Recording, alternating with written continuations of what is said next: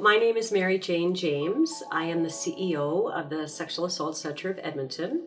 The Sexual Assault Center of Edmonton, more commonly known as SACE, is a charitable, not-for-profit organization that has been serving clients who've been impacted by sexual violence for almost 48 years. So we started off very small, and now we're an organization of 50 staff members.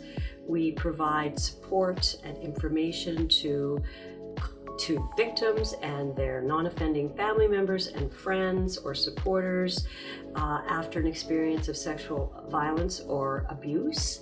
And we serve all genders over the age of 3. So we have lots of little kiddos and we have lots of adults. I believe last year we provided counseling support and services to well over 1,100 individuals. All of Edmonton and the bedroom communities surrounding Edmonton. So we're located sort of, I would say, in the north half of Edmonton, up near Costco on 149th Street, quite close to the Yellowhead Casino. And but actually we're moving.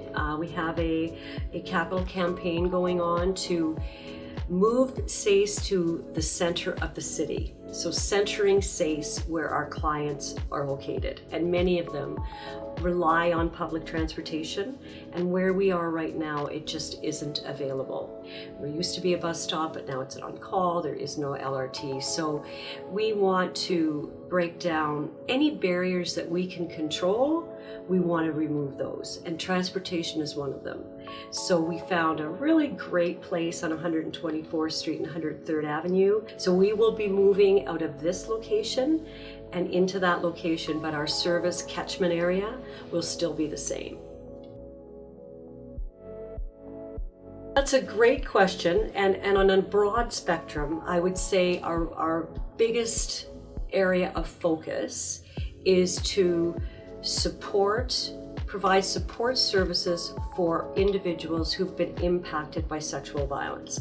And when I say that, I include their non-offending family members, if that was the case, or caregivers, or friends and loved ones. So we have group therapy and individual therapy for those people who are supporting the individual who is impacted. If you don't heal the family, you're not going to heal the victim. The family has to be part of the healing process, so we believe in that very strongly. So I would say that that's our main focus. We have individual therapy and group therapy and everything in between. And we have a lot of therapy for some of the most marginalized and or vulnerable communities in our city, such as the newcomers community, the LGBTQ2S+ community, in the Indigenous communities. So we have specific group counseling that are tailored for those communities, because we know their lived experiences are likely much different than other communities, and there is so much intersection between someone's lived experiences and their experience of sexual violence. So we really are targeting those. We have a whole bunch of new programs in the works, and we get lots and lots of support from our community. We specifically sought out the Yellowhead Casino because we've been in this building for close to 30 years. So Yellowhead Casino is right there.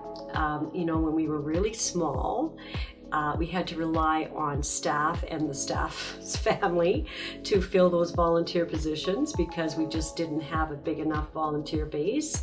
But we've grown so much that we just had a casino there, I think in early January, yes. And I think all but 2 positions for both days were filled by volunteers of SACE. And most of those volunteers are trained volunteers in answering and responding to calls, texts, and chats to our 24-hour crisis line. So it's really interesting to see them in that sort of different position and to get to know them on that level. And we've always just had really great interactions, and the staff there are phenomenal, and they really work with us. And I don't think it's just us. I think it's all charities that access that. And I don't know what the rest of the casinos are like in our city or beyond Pure, but I would see no reason why we would ever leave Pure for another casino somewhere. We've had a great relationship, and I expect that to continue. Amazing. They were just amazing. They were so friendly and so helpful and so, and very interested in SACE. Look, in immeasurable ways, the funds that we receive from the casino, first of all, they're very significant. I mean, a 2-day volunteer gig, albeit they're very long hours, involves very many people. There's no fundraising effort that we could do that would net that kind of funding for us. And funding, we rely solely on funding to do the work that we do because we provide our services without fee. So of course, much of that funding comes from the government of Alberta. Some comes from United Way, some comes from the city. But this particular pot of funding, the latitude that they give us for what we can use it for, particularly operationally and capital expenditures, that sort of thing, is exclusive of what most of our funding will allow us to spend the money on. So they'll spend on programs, they'll spend on new projects, but they won't spend any money on operations or capital expenses. So knowing that we have that money coming in at least every 2 years, we budget it solely for that. And it is, I can't express to you how grateful we are for that freedom, and also the relationship that we have with AGLC, and checking in with them and making sure, when we put this down, would this count? And them coming back and saying, yes, it will, or you better check on that again. It's just a phone call away. So does the money that we generate from working that casino help us? 100% it does, and we're so grateful for it. What I would like to tell our community is that SACE is an agency that's around for victims of sexual violence at their most vulnerable, their lowest, and their most hopeless point in life. And we all know someone who's been impacted, even if we don't realize we do. So if you can, think to recognize SACE as one of those charities that you'd like to support.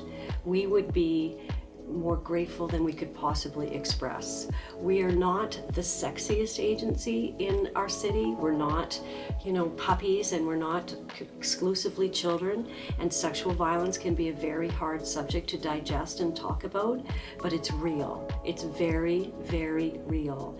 And those who've been impacted by it are not to blame.